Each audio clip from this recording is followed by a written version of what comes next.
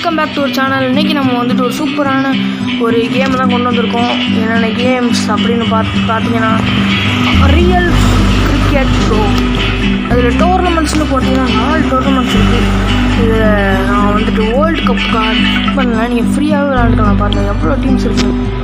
இங்கே பாருங்கள் இந்த மாதிரி டீம்ஸ்லாம் இருக்குது. இதை கொடுத்துட்டு நீங்கள் வந்துட்டு இல்லை நான் அப்புறம் மீடியம் ஈஸியாக வேணும் விளாண்டுக்கிறேன் அப்படின்னு சொல்லிட்டு நீங்கள் ஈஸி கொடுத்துட்டு நீங்கள் இந்த பிளேயை கொடுத்தீங்கன்னா பிளே ஆப்ஷன் கொடுத்தீங்கன்னா கன்ஃபார்ம் வந்துடும்.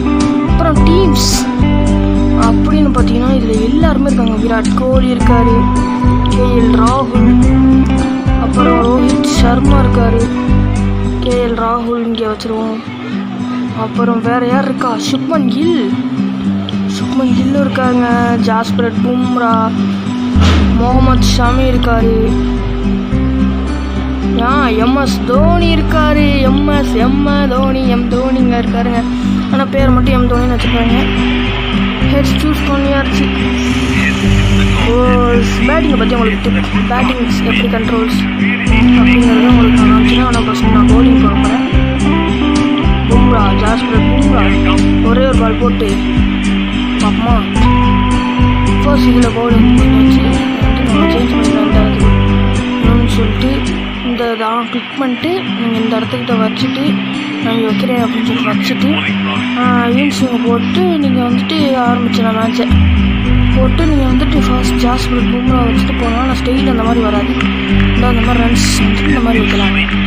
இந்த கேமில் தமிழ் கமெண்ட்ரியும் இருக்குது. தமிழ் கமெண்ட்ரியில் நான் கமெண்ட்ரி இருக்குது.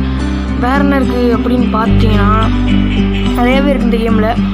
அப்புறம் குயிக் மேட்ச் வருது. இன்டர்நேஷ்னல் மட்டும்தான். அதில் வேறு இந்த நினைக்கிற மாதிரி சிஎஸ்கே, மும்பை இந்தியன்ஸ், ஆர்சிபி அந்த மாதிரி டீம்ஸ்லாம் கிடையாது. இப்போ இதில் ஒரு மேட்ச் போட்டு பார்ப்போமா.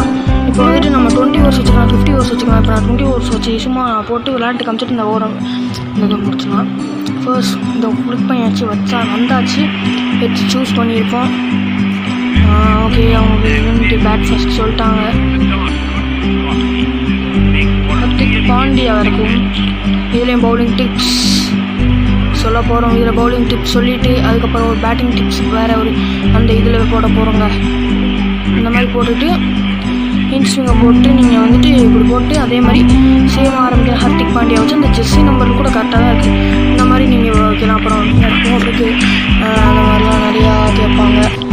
ஓகே ப்ரோ, அவ்வளோதான் அந்த கேமு, அவ்வளோதானா அப்படி சொன்னீங்க. அப்புறம் இந்த மாதிரி ஒன்று வரும்.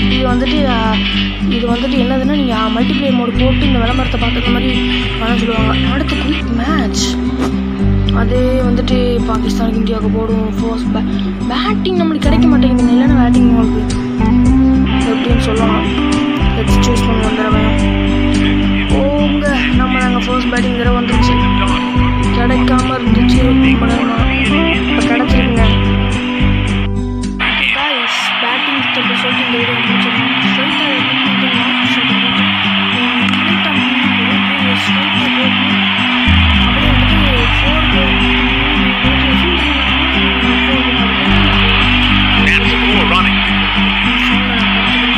ரொம்பவே நாய்ஸாக இருக்கும்.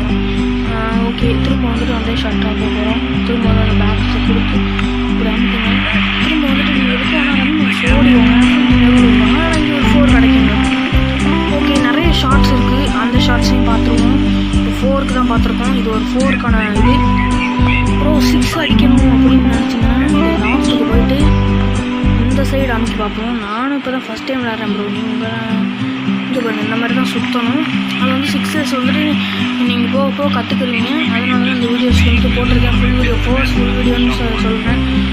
வந்துட்டு 6 அடிக்கிறது தான் நம்ம பார்க்குறோம். 4 தான் போகுது. திரும்ப வந்துட்டு அடிச்சிருக்கோம்.